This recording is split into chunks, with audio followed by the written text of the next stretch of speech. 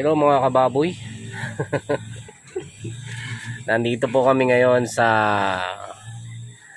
Jomaris Farm.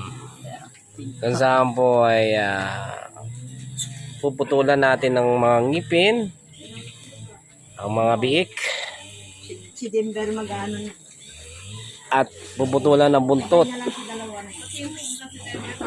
at bibigyan ng iron. Si Kuya Jack lang yan. Okay ko. ha? Ay,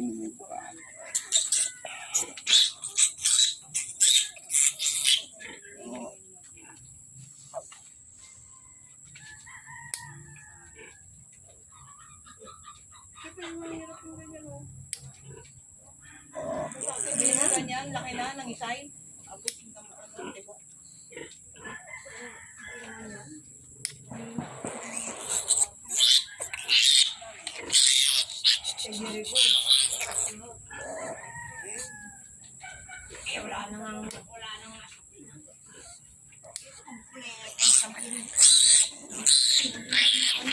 Ilang pirasong ipin po yung pinuputol nyo? walo yan yan. Walo? Dami pala. Gusto ang pasuyo nga ako. Bakit pinuputol yung ipin? Kasi Kakasugat yung baby ng nanay. magkakasugod yung tete, tsaka yung tubo ng ipin, baluktot. Baluktot, ano ba? Patulis.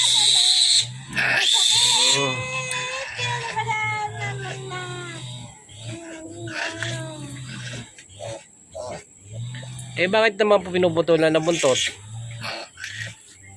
Sana yan niya para pag lumaki yun. Oh, injection. Di ba pag tumatay?